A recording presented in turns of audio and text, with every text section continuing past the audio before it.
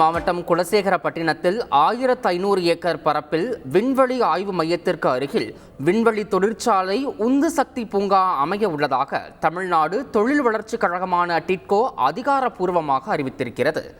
மேலும் இது தொடர்பான கூடுதல் விவரங்களை எமது செய்தியாளர் தாயுமானவன் வழங்கிட கேட்கலாம். தாயுமானவன் வணக்கம். இந்த விண்வெளி தொழிற்சாலை உந்து சக்தி பூங்கா அப்படின்னா என்ன, இது எப்போது அமைக்கப்படும், இதனுடைய பயன்பாடுகள்லாம் என்ன, முழுமையான விவரம் தாயுமானவன்.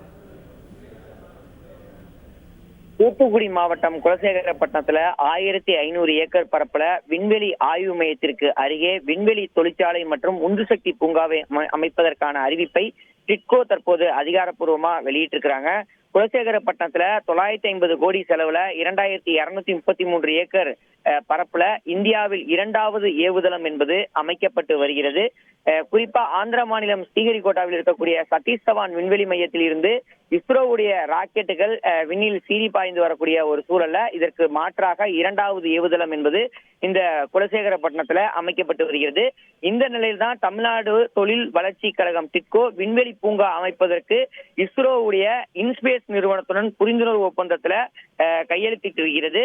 விண்வெளி துறையில 100% அந்நிய நேரடி முதலீடு என்ற சமீபத்திய அறிவிப்பு உலக முதலீட்டாளர்களிடையே தமிழ்நாட்டின் விண்வெளித்துறைக்கு முதலீடுகளை செய்ய ஊக்குவிக்கும் என டிட்கோ தெரிவித்துள்ளது. விண்வெளி பூங்கா அமைப்பதற்கான நிலம் கையகப்படுத்தக்கூடிய பணிகள் என்பது நடைபெற்று வருவதாக கூறப்படுகிறது. குலசேகரப்பட்டினத்துல விண்வெளி ஆய்வு மையம் திறக்கப்பட்டவுடன் தமிழ்நாட்டை விண்வெளி விரிகுடாவாக மாற்றுவதற்கான விண்வெளி பூங்கா திட்டம் என்பது உதவும் என இந்த அமைப்பு என்பது தெரிவித்திருக்கிறது.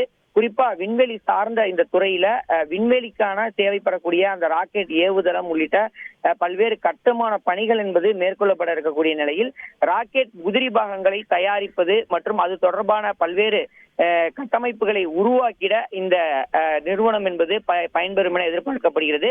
அந்த வகையில் தான் இந்த புரிந்துணர்வு ஒப்பந்தம் என்பது கையொப்பமிடப்பட்டு தற்போது அதற்கான பணிகள் என்பது மேற்கொள்வதற்கான வாய்ப்புகள் இருப்பதாக தகவல்கள் வெளியாகி இருக்கிறது.